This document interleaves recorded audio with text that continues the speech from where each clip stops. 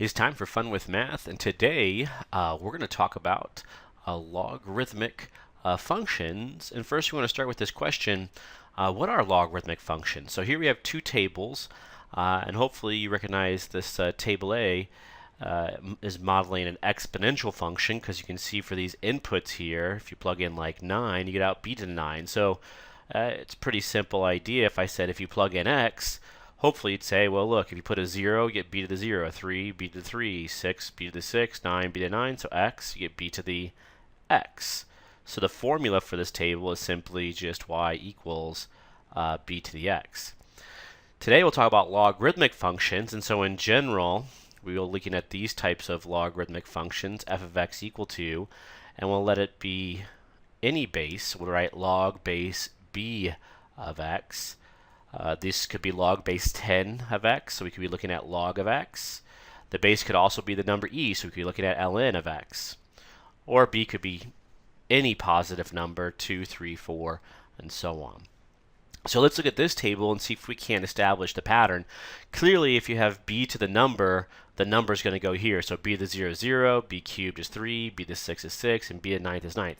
I mean, these are just inverses of each other. These two tables are. So remember, how do you find the inverse of a table? You just make the input the output, and the output the input. You just flip the table. So here, if we have x, we want to try to figure out what we put over here. So the idea is you have to make x look like b to the something. And so we have to use one of those sort of basic properties that if you have b to the log base b of the anything, it's the anything. So that's one of the properties we talked about of logarithms here. So we can rewrite this x as what? As b to the log base b of x. And then it's clear what's going to go in there for the output. So notice, if you had 0 here, you put 0. If you have 3, you put 3. And so if you have log base b of x in your exponent, the output's going to be log base b of x. And so that completes our table here. And so we can write down a formula for this.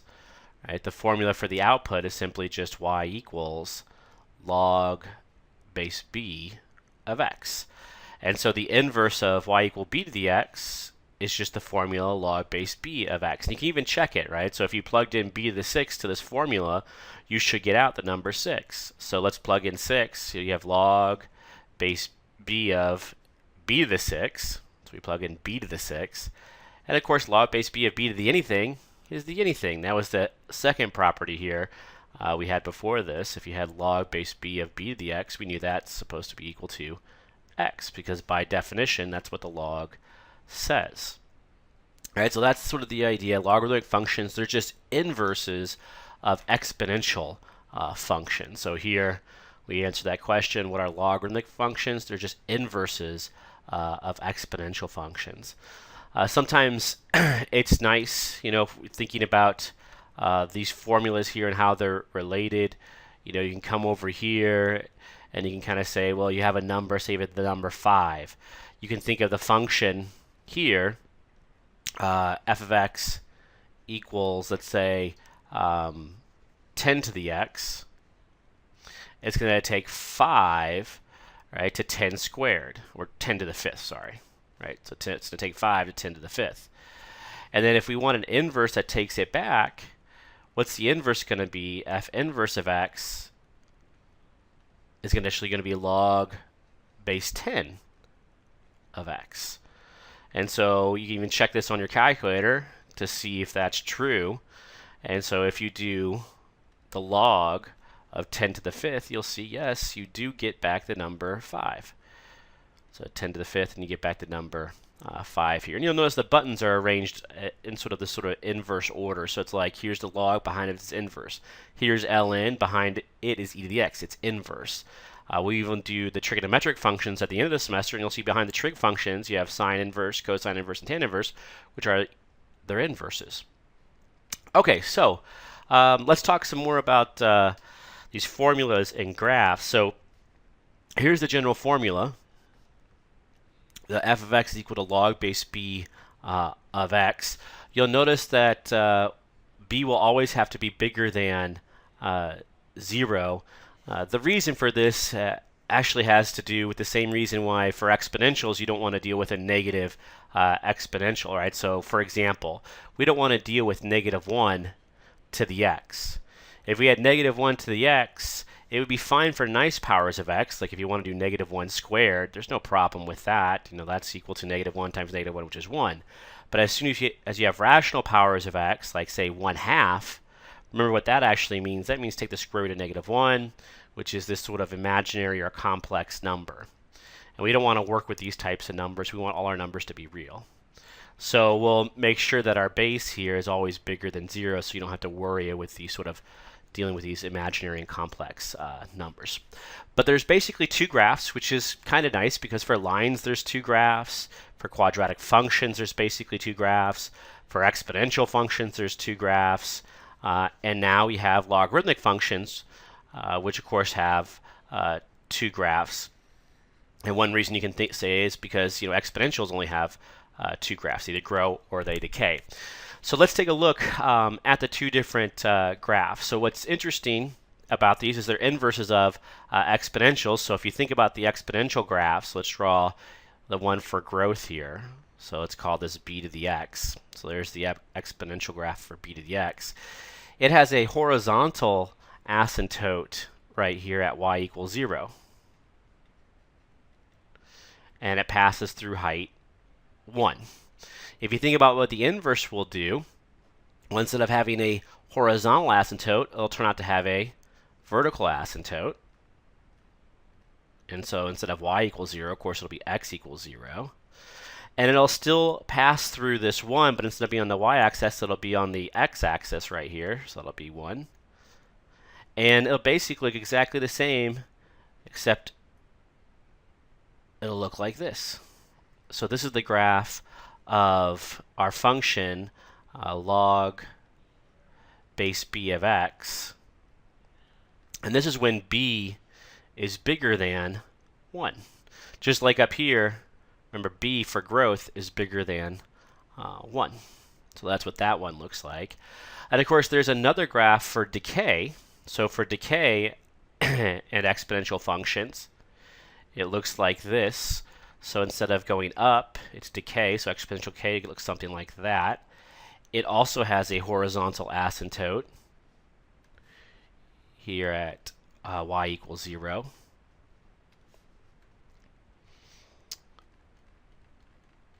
So y equals 0. It also passes through height 1. If our function here is now, again, b to the x, but our b to the x in this case is between 0 and 1. So 0 is less than b is less than 1. So this was growth. And so growth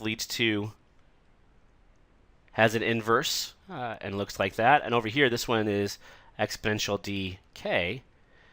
And of course, it'll have an inverse too. And so same thing basically happens. Instead of having a horizontal asymptote, we're going to get a vertical asymptote at x equals 0. It's still going to pass through 1 here, but instead of being on the y-axis, it's going to be on the x-axis. And just think about what happened here. This went from down to up, so this one probably goes from up to down. So like that. And remember, if you ever forget these graphs, you can always graph them on your graphing calculator to see what they look like. So for example, if you forgot what the graph of a logarithm really looked like, you just hit on and you hit y equals, clear this out, and just hit log of x. And if you hit log of x, you can go to your window. We'll make it a standard window, -10 to 10, -10 to 10, and we'll just graph it, and so you can kind of see what it looks like. Now you got to be careful here because this graph looks like it stops on the y-axis, but it doesn't. It just continues to go down, down, down, because this is a vertical asymptote. But it's so close the calculator can't actually see it. Basically, you have to zoom in. So if you zoomed in here, like suppose you went from -2 to 2, and we did that, you may see it a little bit better. We got to make this smaller. So -2 to 2 and -2 to 2. All right, so you can kind of see here it continues to go down right here, and if you zoom in even further, you'll see that it's still going down all the way, but it's really close to that y axis. The most important graph, if you're going to remember one, is this one, because this is the one we use most often. The reason we use this most often is because it's used to graph log of x. Because remember the log of x, right? When you have y equals log of x here, this is log base 10, so b is bigger than 1. And also ln of x. So remember, ln of x is base e. Remember that number e is 2.718 blah blah blah, so 2.718 is bigger than 1. So these are sort of the most common logarithms that are used, and so typically you'll see these graphs. You don't see this one done too often.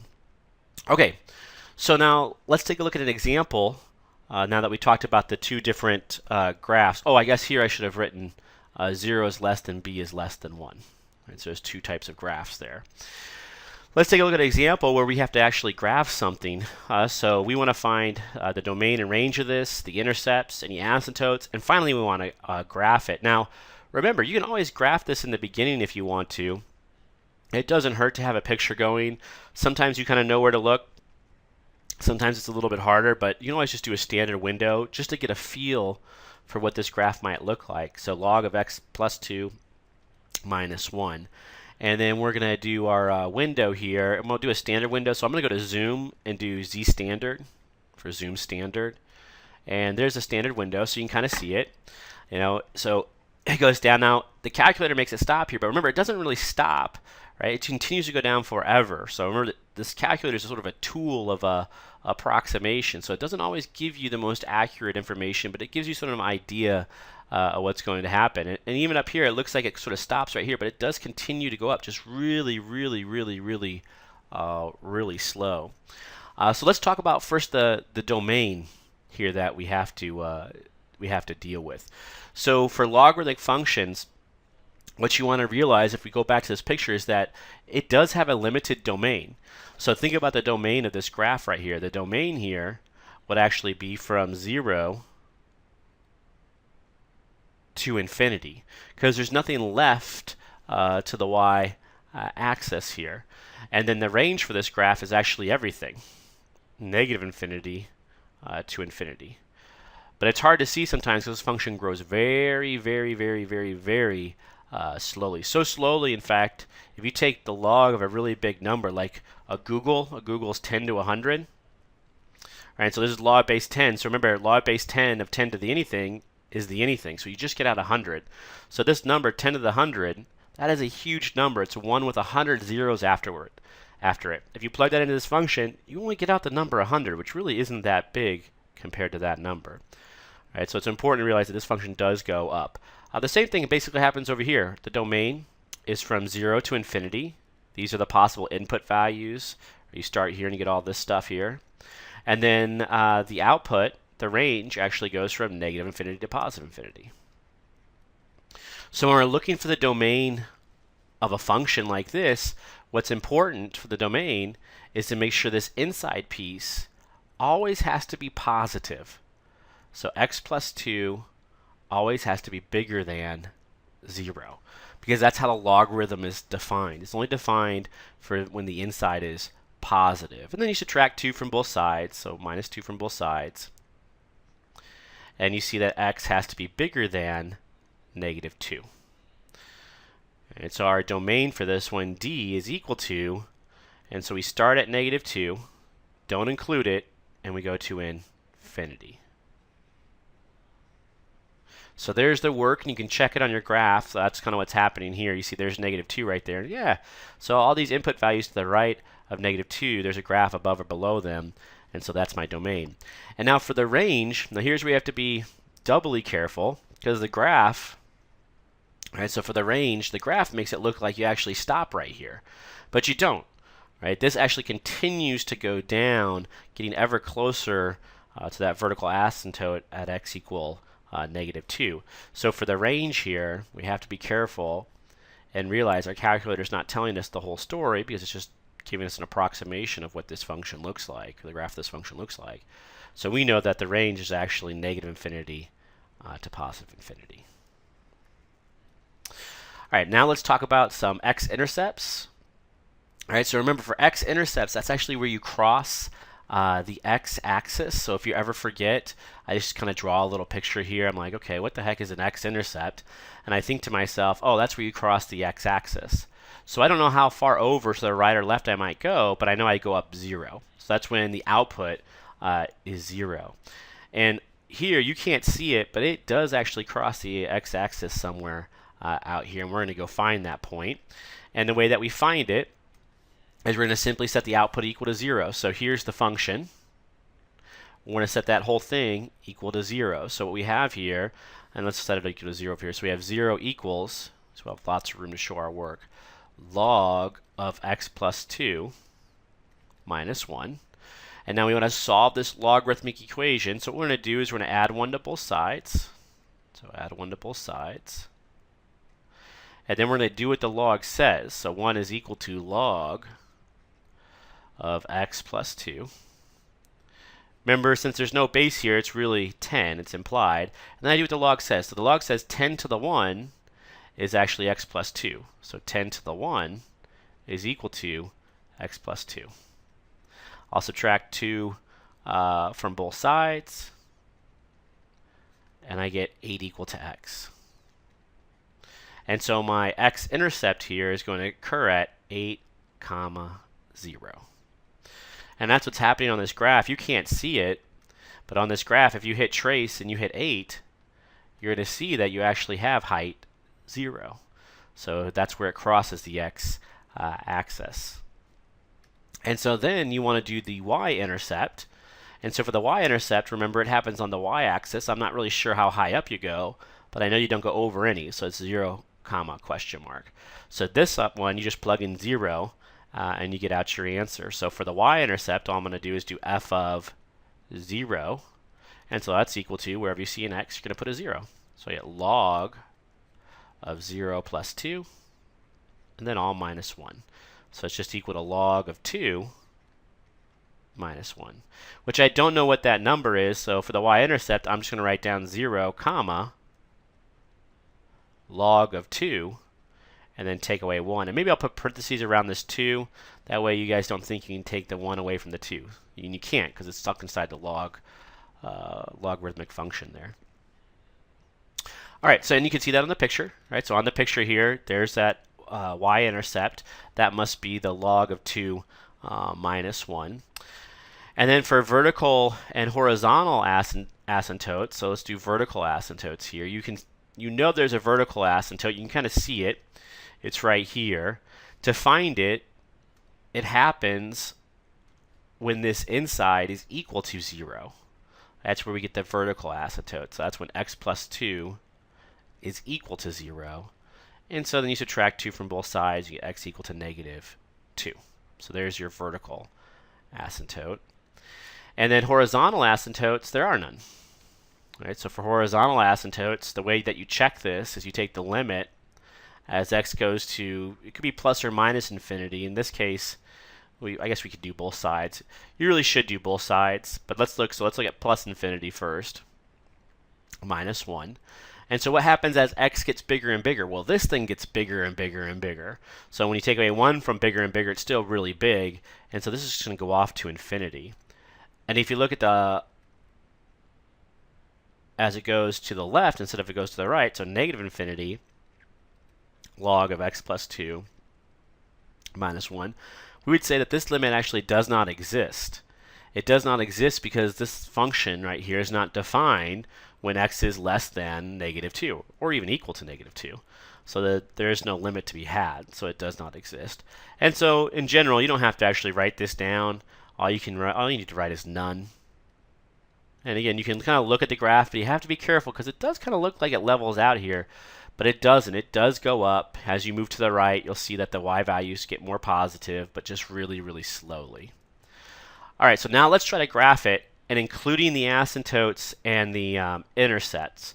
So we have a vertical asymptote here at negative 2, so let's just draw it here.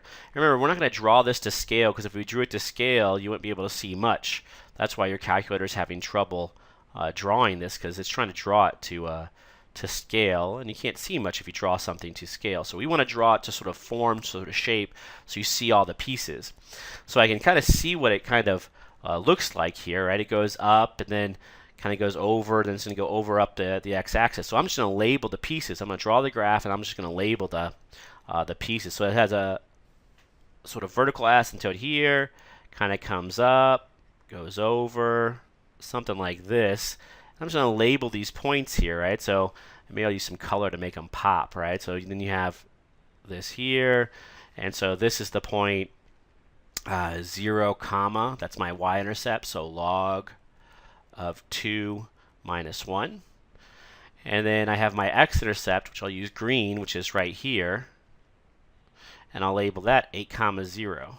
So by no means is this drawn to scale, but it gives me sort of an idea of what's going on. I know it's sort of increasing, it's concave down, it has a y-intercept here, an x-intercept there, and a vertical intercept right there. So it has all the pieces we need. All right, so that was working with graphs. Let's work a little bit with formulas. So we did this a while ago, trying to find the domain of a function. And so remember, there are two things that limit our domain with the formula. So let's review those, and then we'll put in the third thing here we have to worry about. We talked about in the last problem. So one, remember you can never divide by 0. Right, that's always going to be a problem. If I have a denominator, you can't divide by 0. And then 2, if you have any square roots, you have to make sure whatever's on the inside is bigger than or equal to 0. It's actually any even root. Odd roots are fine, but evens are not. And then finally, part 3, if you have any logarithmic function, I just use ln, but that should be any logarithmic function, you have to make sure it's bigger than 0 on the inside. So this is just my shorthand notation, so I always put quotation marks around it. There's nothing standard about this notation. It's just something I made up to remind myself or help you guys remember 3 things you have to worry about when you're trying to look for the domain and a formula. So when you look at part A, you want to ask yourself a question. Do you see a denominator? And you'll say, no, there is no denominator, so I don't need to worry about that. Do you see any roots? You say, no, so I don't need to worry about that. And then do you see any logarithms? And you say, yes, so you're like, I have to worry about that. So I need to make sure that whatever's on the inside here, so this is the inside, I need to make sure that that thing is bigger than 0. So I need to make sure x squared minus 8x plus 12 is greater than 0. And so to do that, we have to solve a quadratic inequality, which we did on the last exam. So let's do this. Let's solve a quadratic inequality. And so the idea basically is you want to find out where it's 0 and then figure out where it's positive or negative. So what we'll do is we'll basically set this equal to 0 now. So x squared minus 8x plus 12 is equal to 0. And if we can find those zeros, remember we'll put them on our sign diagram over here. And so we can factor this. This is going to be x plus or minus something. X plus or minus something is equal to 0. The somethings come from the 12. So 12 is 4 times 3, but I can't make that into an 8. Or 6 times 2, but I can make that into an 8. So I'll put a 2 here and a 6 here. And it's minus 2 minus 6 gives me the negative 8. Oh, and so I can see here that either x is going to be equal to 2. That'll be one answer. Or x is equal to 6. That'll be another answer, or I should say point, on my sign diagram over here. So I'm going to put these 2 points on here, 2 and 6. And I'm going to pick some test points to figure out if this quadratic is positive or negative. So here, I'll just use the factored form because it's the easiest one, x minus 2 times x minus 6. And I'll pick some test points here. So like 0 is an easy point to the left of 2. 3 is the easiest point between 2 and 6. And 7 is probably the easiest point to the right of 6. If you plug in 0 here, you just get negative 2 times negative 6. And that's positive 12, so it's positive.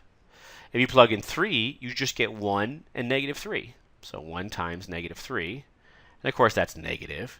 If you plug in 7 here, you're going to get 5 and 1. So 5 times 1. And of course, that's positive.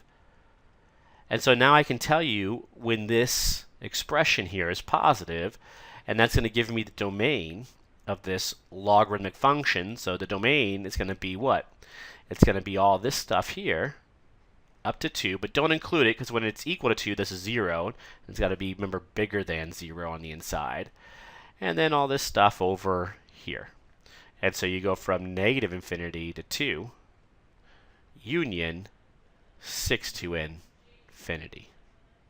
And there's my domain for that function. All right, so let's look at the next problem. So again, you can go through the pieces if you want. So you have g of x equals log of x plus 2 divided by x minus 3. Do you have a denominator? Actually, you do have a denominator, so you can say we know that x minus 3, so this is the denominator right here, x minus 3 can't be equal to 0, which means x is not supposed to be equal to the number 3. You add 3 to both sides. So on my sort of sign diagram, if I want to take out a point, because I know I'm not supposed to have that on my domain, I just write a hole at 3. And then I look for part 2 here, are there any square roots and even roots? And that's a no, so I don't need to worry about that. And then part 3, are there any logarithms? And there is a logarithm, so I need to make sure that that inside, so this piece right here, this whole entire piece, x plus 2 over x minus 3 is bigger than 0. Right? I need to make sure that inside piece is positive. And so now I need to solve a rational inequality. So remember, how do you solve rational inequalities? Well, one, you have to take care of these sort of vertical asymptotes right here. So again, x minus 3 can't, when is that equal to 0? So that's x equal to 3. And so we have that point on there, and that's actually a vertical sort of asymptote, right, for this expression. And then we also have when that thing is equal to 0. So that's when x plus 2 is equal to 0, and so that's when x equals negative 2. So the idea is you have where this is 0 or has a vertical asymptote, that's where this expression could flip sign, and we want to make sure that it's always positive, so we find the places where it could possibly flip sign. So at negative 2, and then we just test points to the left, to the right, in between again. And so we're going to plug it into this expression, because this is what we're trying to figure out is positive or negative. Of course, we want it to be positive. But we'll pick test points like negative 3 is a good point, because it's to the left of negative 2. 0 is an easy point between negative 2 and 3. And 4 is a nice point to the right of 3. We plug it into here, so on top, negative 3 plus 2 is negative 1. And on bottom, negative 3 minus 3 is negative 6. And so that's going to be a positive, because you have a negative divided by a negative. Now plug in 0, and you get 2 divided by negative 3. And so that's a negative. And then plug in 4, and you get 6 divided by 1. And so that's a positive. And so now I can scribble off the domain for this logarithmic function. It's whenever this is positive, so it's all this stuff. Right? Don't include negative 2, because that's where it's 0. None of this stuff, that's where it's negative. And then all this stuff, don't include 3. That's where you have sort of this vertical asymptote for this expression right here. And so then let me just write it down. Our domain D is then equal to negative infinity to negative 2 union 3 to infinity.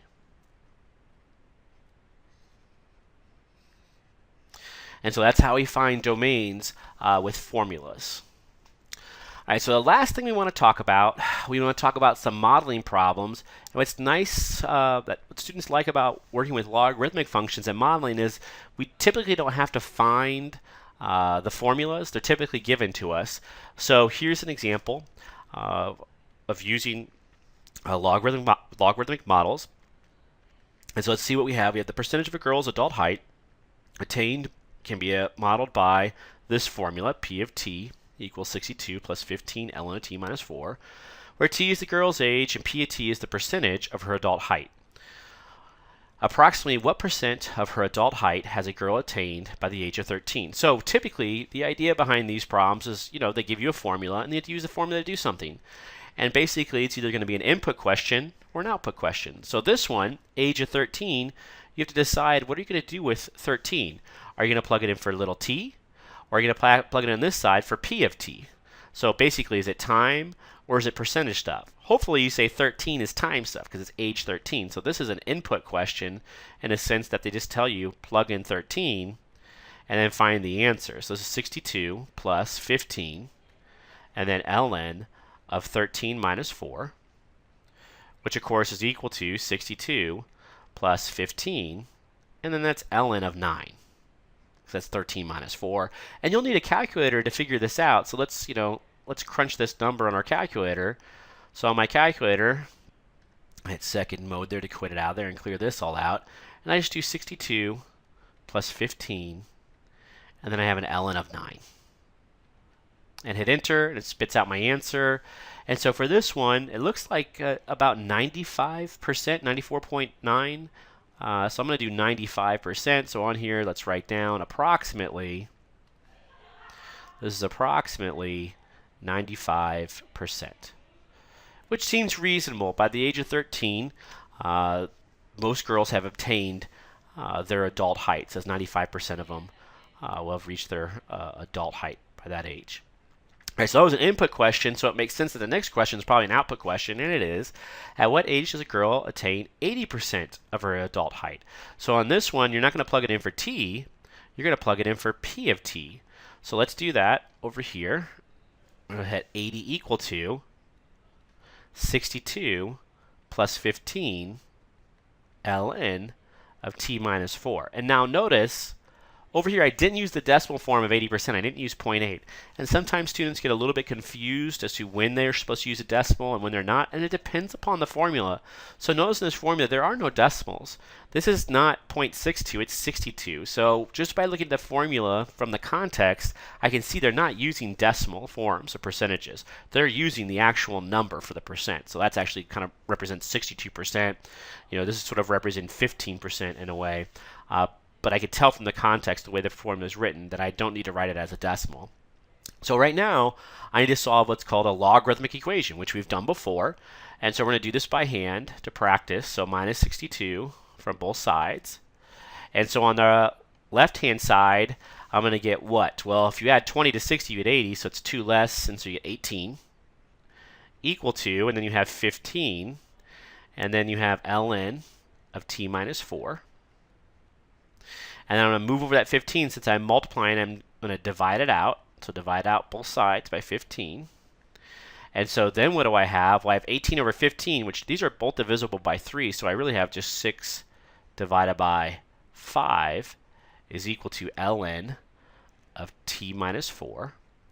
And then this is sometimes where I get stuck. And I get stuck because I don't know what, I'm not doing basically what the log says. So remember what the log says, there's a little e down here.